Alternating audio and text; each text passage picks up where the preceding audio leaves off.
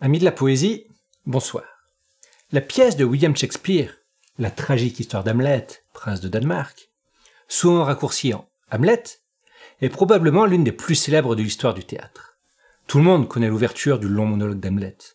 To be or not to be, that is the question. Être ou ne pas être, telle est la question. Tout le monde visualise cette scène où Hamlet s'adresse au crâne de Yorick. Et hélas, un peu trop de monde pense que ces deux scènes n'en sont qu'une seule.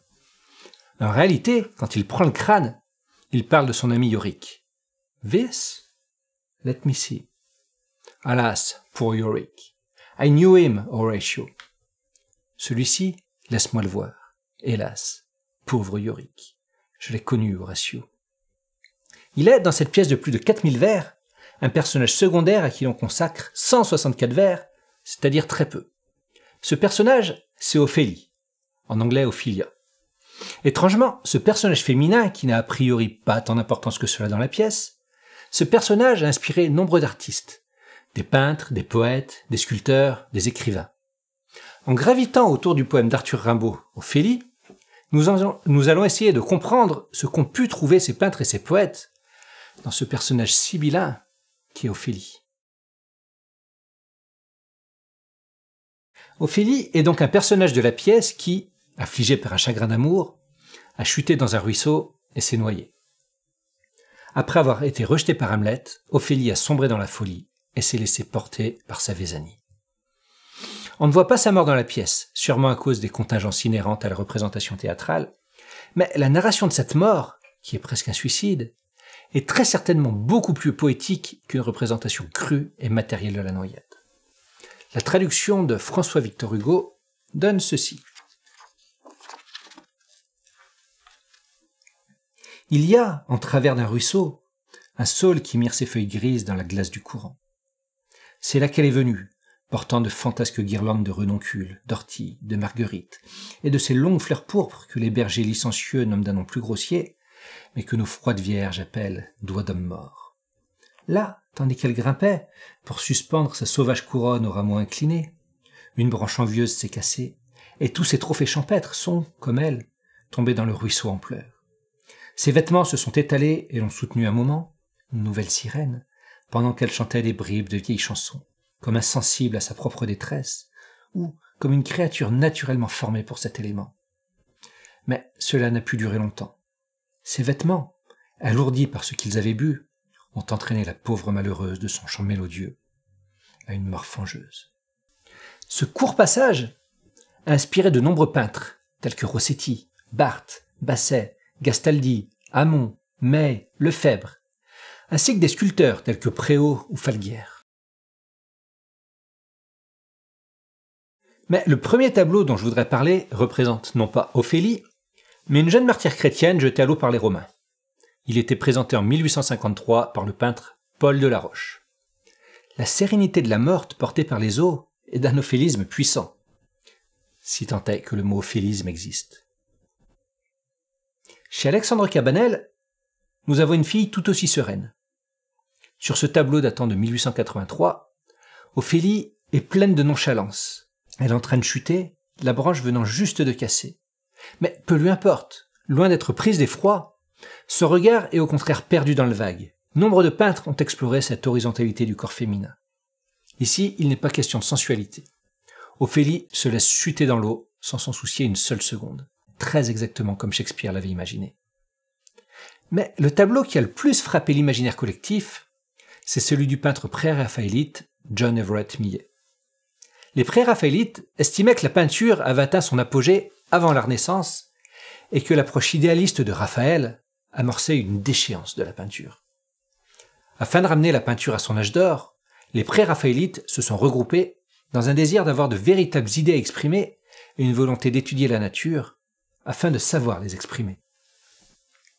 Cette toile d'Ophélie, par John Everett Millet, en est un bel exemple. Le peintre s'est attardé longuement à retranscrire dans son tableau la symbolique des fleurs évoquées chez Shakespeare. Mais analyser ce travail nous ferait par trop digresser dans cette vidéo.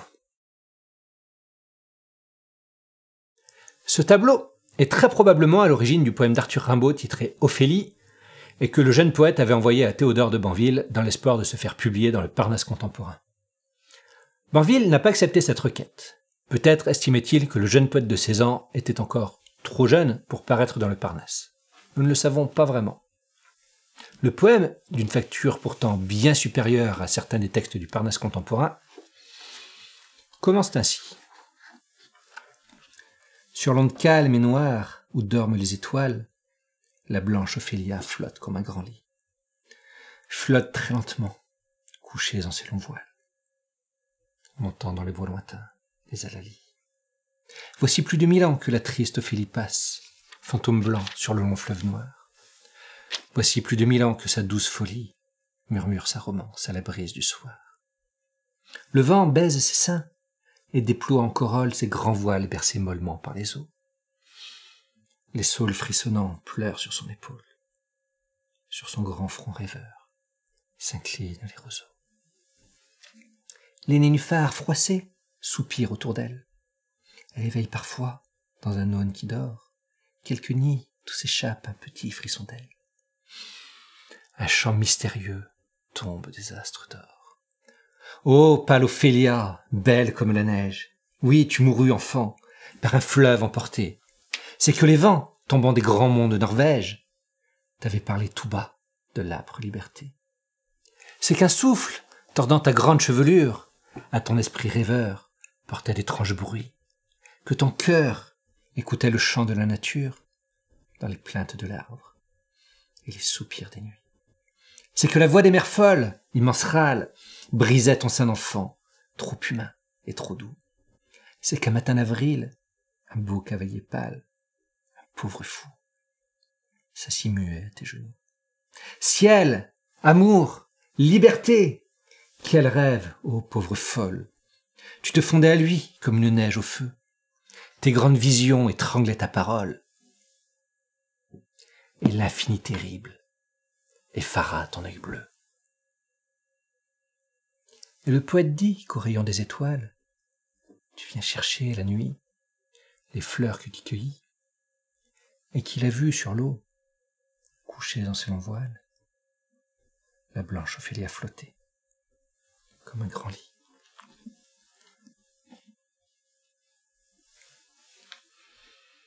Les premières strophes du poème nous dépeignent une scène qui ressemble à s'y méprendre au tableau de Millet. On ne retrouve en revanche presque pas Shakespeare. Comme si Rimbaud y faisait fi de la pièce pour ne s'intéresser qu'aux émotions suscitées par le tableau. Rimbaud, à 16 ans, maîtrisait déjà l'anglais. Il appelait d'ailleurs sa mère la Mother et sa ville natale de Charleville, Charleston. On peut donc supposer qu'il connaissait Shakespeare. Mais, comme nombre d'auteurs de son siècle, il a choisi de se réapproprier l'histoire. Ainsi, dans la première partie, Ophélie tient plus d'un fantôme, d'une sorte de dame blanche venant, la nuit tombée, hanter l'onde calme et noire. C'est dans la deuxième partie que nous apparaît l'Ophélie que l'on connaît. Pour Rimbaud, c'est une jeune femme éprise à la fois d'amour et de liberté. Dans sa Vésanie, Ophélie ne rêvait au final que de liberté, que de communion avec la nature. Et la troisième et dernière partie du poème nous laisse entendre qu'Ophélie, à travers sa mort, a atteint son rêve. Elle est devenue une part intégrante de cette onde calme et noire. Et chaque nuit, elle apparaît sur l'eau, couchée dans ses longs voiles. Mais cette Ophélie immatérielle, cette dame blanche qui tient du rêve, seul le poète est capable de la voir.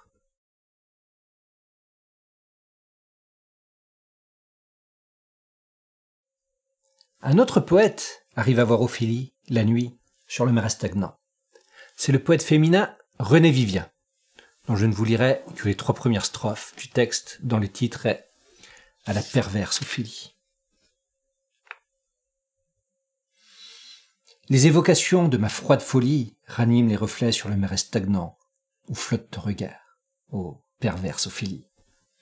C'est là que mes désirs te retrouvent, saignant d'iris bleus ton silence et ta mélancolie. C'est là que les échos raillent en s'éloignant. L'eau morte a, dans la nuit, les langueurs des lagunes, et voici, dispensant l'agonie et l'amour, l'automne aux cheveux roux, mêlés de feuilles brunes. L'automne aux cheveux roux, mêlés de feuilles brunes. N'est-ce pas là l'un des plus beaux vers qu'ait pu écrire un citoyen anglais? Car si Renée Vivien avait le bon goût d'écrire en français, elle était londonienne de naissance et britannique de nationalité. Le texte de Renée Vivien sur Ophélie est plus féminin dans l'approche, moins idéalisé. L'eau est morte, c'est un marais stagnant. Les échos raillent. Ophélie n'est plus cette dame blanche immatérielle, mais un reflet des tourments de l'auteur. Ce n'est plus la pâle Ophélie, mais la perverse Ophélie. Il est intéressant d'avoir ce point de vue féminin sur le personnage d'Ophélie, car justement, Ophélie est l'incarnation d'une certaine pureté de la féminité. La beauté pâle, la vivacité des émotions, l'intensité des actes, ainsi qu'une douceur qui la poursuit jusque dans la mort. Un autre point de vue féminin sur le personnage d'Ophélie est celui du poète Cécile Sauvage. Dans son long poème « Le Vallon », elle évoque cette mort douce qui est celle d'Ophélie. Il commence ainsi.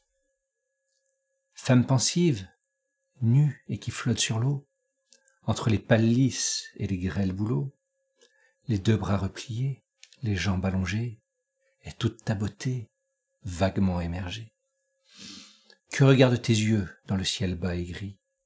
Ne te sens-tu pas fuir sur ce fleuve endormi, et dont le mouvement invisible et tranquille t'entraîne abandonnant des rives immobiles? Le début de ce poème est une incroyable fluidité, et rien qu'à le lire, on se sentirait presque emporté par ce fleuve endormi. Et comme Ophélie, suffocant en douceur tant la fluidité du texte nous empêche de reprendre notre respiration. Cécile Sauvage est un poète remarquable, étrangement peu étudié. L'histoire se souvenant d'elle principalement comme étant la mère du compositeur Olivier Messiaen. Nombre de poèmes de Cécile Sauvage ont d'ailleurs pour terme la maternité. Tout le monde connaît l'histoire de Narcisse, qui se trouvant tellement beau, se noya en voulant embrasser son reflet. Bon, c'est une version un peu revisitée, puisqu'en fait, selon Ovide, il se laissa dépérir plutôt qu'il ne se noya. Et Pausanias le fit se suicider au bord de l'eau avec un couteau. Mais dans le poème d'Henri Régnier, l'allusion à Narcisse, il est question d'une fontaine dans laquelle l'enfant va mourir, nous permettant un parallèle éloquent entre la jeune Ophélie se noyant d'amour pour Hamlet, alors qu'elle communie avec la nature, et entre le jeune Narcisse se noyant d'amour pour lui-même, rejetant tout autour de lui, y compris la nature. Le poème d'Henri Régnier ressemble à ceci. Un enfant va mourir, les lèvres sur tes os, fontaine, de s'y voir au visage trop beau, du transparent portrait auquel il fut crédule. Les flûtes des bergers chantaient au crépuscule. Une fille cueillait des roses et pleura. Un homme qui marchait au loin se sentit là. L'ombre vint. Les oiseaux volaient sur la prairie. Dans les vergers, les fruits d'une branche mûrie tombèrent un à un dans l'herbe déjà noire. Et, dans la source claire où j'avais voulu boire, je m'entrevis comme quelqu'un qui s'apparaît. Était-ce qu'à cette heure, en toi-même, mourait d'avoir voulu poser ses lèvres sur les siennes, l'adolescent aimé des miroirs? Oh, fontaine! Ainsi, par contraste, nous arrivons à comprendre ce que trouvaient les artistes dans la figure d'Ophélie. Là où Narcisse fait preuve d'une stupidité toute masculine, Ophélie incarne une candeur féminine. Et le féminin est bien la première source d'inspiration de la poésie. Narcisse est une figure masculine. Au bord de l'eau, il est captivé par lui-même, le regard posé sur son reflet, au point de tomber dedans et de s'y noyer. Ophélie est une figure féminine. Au bord de l'eau, elle est captivée par ses émotions intérieures, le regard posé sur l'extérieur, au point de glisser et de s'y noyer. Je voudrais cependant clore avec un point de botanique.